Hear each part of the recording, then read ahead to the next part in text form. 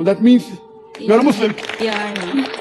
बिस्मिल्लाहिर्रहमानिर्रहीम। दीन स्पीचेस के मोअज़्ज़ज़ नाज़रीन, अस्सलामु अलैकुम। दोस्तों, जैसा कि डॉक्टर जाकिर नाइक के वो बयानात जो वो पब्लिक में दिया करते थे बहुत कम हो गए हैं, लेकिन बाज़ ममालिक में डॉक्टर जाकिर नाइक अपनी तकारीब रखकर लोगों के सवालों जवाब लेते रहते हैं। हाल ही में एक तकरीब मुनक्किद हुई जिसमें सवाल जवाब का सेशन भी रहा। ये तकरीब कोरिया में थी। तो एक लड़की डॉक्टर जाकिर नाइक से सवाल पूछने लगी कि मुसलमान तो कुरान भी पढ़ते हैं, उसमें तो सब अच्छी बातें लिखी हुई हैं, वो अच्छे काम भी करते हैं, यानी कुरान पर अमल भी करते हैं, लेकिन साथ में बुरे काम भी बहुत करते हैं, तो वो इस तरह अपने मजहब के खिलाफ क्यों जाते हैं। साथ में एक और सवाल भी किया कि जब इबादत की जाती है तो उसका एक खास मखसूस तरीका होता है, दुआ मांगने का भी एक तरीका है, तो लोगों को सिर्फ वो मखसूस तरीका क्यों अपनाना पड़ता है? क्या कोई अपनी फर्जी यानी अपने तरीके से इबादत नहीं कर सकता? And for a Muslim specifically, to only do good things in life and not harm others and just being good to other creatures. I mean, like, I know a lot of people who follow Al-Quran and then they still do bad things to other people and other God's creatures. We can praise God and I'm grateful to God. And why can't we just pray in our prayings in ourselves? Like, why does it need to be in form of salat? अब doctor Zakir Naik ने पहले सवाल का जवाब देते हुए कहा, कुरान में कोई भी बुरी बात नहीं लिखी हुई है। कुरान तो हमें जिंदगी गुजारने का तरीका सिखाता है और जिंदगी का मकसद समझाता है। असल में कुछ मुसलमान ऐसे होते हैं जो कि कुरान को पूरी तरह समझते नहीं, फिर पूरी तरह अमल भी नहीं करते, तो वो बुरे कामों की तरफ भी मुतवज्जो हो जाते हैं। ये मुसलमानों में बुरे लोग होते हैं। इसलिए तो मैं कहता हूँ कि इस्लाम को कभी भी मुसलमानों से जज मत करो, यानी जो बुरे मुसलमान होते हैं उनको फॉलो मत करो। इस्लाम को पढ़ो तो सब समझ में आ जाएगा कि जो बुरे लोग काम करते हैं वो इस्लाम में है ही नहीं। You point out a single verse in the Quran to me which is against humanity. There may be some Muslims who may not be following Quran and may be doing wrong things. For example, Quran says don't cheat. There may be Muslims who may be cheating. The Quran says don't hurt your neighbors, help your neighbors. They may be hurting their neighbors. So these sisters are bad examples. It's the same answer I gave earlier that don't judge Islam by looking at the followers. अब जैसा कि doctor Zakir Naik दलीलें और मिसालें देखकर वाज़े किया करते हैं, तो एक स्कूल की मिसाल दी जिसमें तलबा पढ़ते हैं। अब उस स्कूल में कुछ तलबा लाइक होंगे, वो मुताला ठीक तरह करते होंगे तो वो पास हो जाते हैं, लेकिन बाज उनमें फेल भी हो जाते हैं। फेल होने वाले तलबा ने पढ़ाई को सीरियस नहीं लिया, तो इसके लिए कोई स्कूल को जिम्मेदार तो नहीं ठहराएगा। इस तरह बाज बुरे मुसलमानों की वजह से इस्लाम पर इल्जाम नहीं लगाना चाहिए। इस बात पर हॉल में मौजूद लोगों ने खूब तालियां भी बजाईं। A very famous school. Some students get first class first, some get second class, some get third class, some fail. Can you blame the school for that? So this is part and parcel. So those who have failed will not get the passing certificate. The same way those people who call themselves Muslims and they do wrong things and bad things, they will not get passing certificate.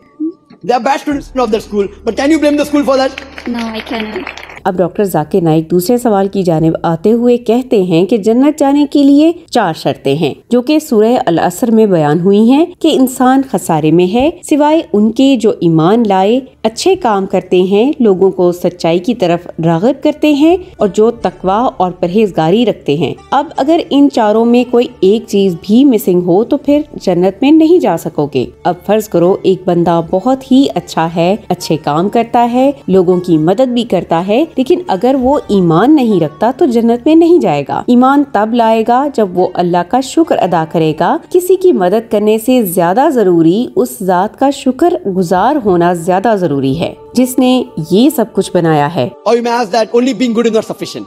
The Quran says in Surah Al-Asr, chapter number 103, verse 1 to 3, there are 4 criteria for any human being to go to Jannah. Wal asr, innal insana fi khusr, illa alladhina amanu wa amilu salihati wa tawasaw bil haqq wa tawasaw bis sabr. By the token of time, man is well in a state of loss except those who have faith, those who do righteous deeds, those who exhort people to truth and those who exhort people to patience and perseverance. अब doctor Zakir Naik ने बहुत ही अच्छी मिसाल दी कि अगर कोई एक टांग पर खड़े होकर कहता है कि मैं अल्लाह का शुक्र अदा करता हूँ तो क्या ये सही बात होगी? असल में इस लड़की ने सवाल में कहा था कि अपने तरीके से नमाज क्यों नहीं अदा कर सकते, तो इसके जवाब में डॉक्टर जाकिर नाइक एक बहुत ही अच्छी मिसाल देते हैं कि फर्ज करो कि एक टीचर अपने स्कूल के बच्चे से कहती है कि अगर मेरी इज्जत करते हो तो मेरा कहना मानो, और बच्चा आगे से कहता है मैं आपकी इज्जत करता हूँ लेकिन आपका कहना नहीं मानूंगा। तो अगर वो कहना नहीं मानता तो समझ लो कि वो इज्जत भी नहीं करता। इसी तरह अगर अल्लाह का शुक्र अदा करना है तो फिर उसी तरह करो जिस तरह हमें तरीका बताया हुआ है। Today I will say that I want to pray, maybe standing on one leg. That's how I want to pray. For example, in a class, the teacher says that, okay, if you respect me, then you obey my commandment. The student said, no, I respect you, but I don't want to obey you. I want to respect the way I want to respect. Who's right? Because the teacher says, if you obey me, you will be respecting me. So Almighty God, who is the creator, He's prescribed how you should pray. लड़की ने आखिर में एक और सवाल भी छेड़ दिया कि चलो जो अल्लाह की तरफ से बताया हुआ है वो तो मानना पड़ेगा, कि सुन्नत क्यों मानना जरूरी है। इस पर एक मिसाल भी दी कि अगर फर्ज करो हम रोजे रखना चाहें तो साल में 1 महीना हम अपनी मर्जी से क्यों नहीं रख सकते। Sunnah things, I just don't really understand about that because I know a little bit the history about why we should fast, but what I don't understand is why we need to like apply that in our lives. When we already know, like we can like do that once in a life or. पहले तो doctor Zakir Naik ये समझा दें कि सुन्नत क्या है। बाद में रोजों के मुतालिक भी बताया कि हम रोजे सिर्फ माह रमजान में इसलिए रखते हैं ताकि तमाम लोग एक ही महीने पर यकजा हों, और इसके मुतालिक कुरान में भी जिक्र आया हुआ है कि रोजे रखो जो तुम पर फर्ज कर दिए गए हैं, बिल्कुल उसी तरह जिस तरह तुमसे पहले लोगों पर किए गए थे। तो इसका मतलब पहले कौमों पर भी रोजे फर्ज हुए थे। बाकी इज्तिमाई इबादत है, लोग एक होकर रोजे रखते हैं तो इसका सवाब और भी ज्यादा होता है। साथ में इंसान में तकवा और परहेजगारी भी इसी से आती है। And the Quran says in Surah Baqarah chapter 2 verse 183 that fasting has been prescribed to you as it was prescribed to people who came before you, so that you may learn self-restraint, so that you may learn taqwa, so that you may learn piety, so that you may attain God consciousness. Why do we fast together? Because we believe in unity. जब लड़की को तमाम सवालों के जवाब मिले तो doctor Zakir Naik ने पूछा कि क्या अल्लाह और रसूल सल्लल्लाहु अलैहि वसल्लम को मानती हो? तो लड़की ने कहा कि हाँ मैं मानती हूँ। डॉक्टर जाकिर नाइक ने लड़की को समझा दिया कि मेरे हिसाब से अगर ये दोनों मानती हो तो तुम मुसलमान हो। But I want to ask you, sister, do you believe there's one God? Yes, I believe in that. Do you believe Prophet Muhammad is the messenger of God? Yes, I believe in that. So that means you are a Muslim. Yeah, I know.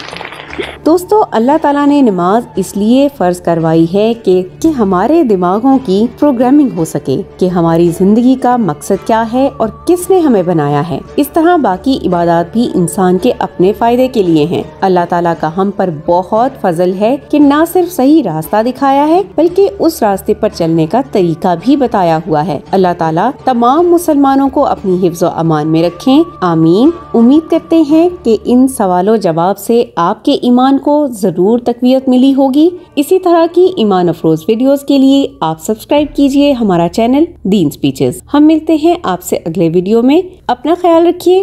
Allah Hafiz.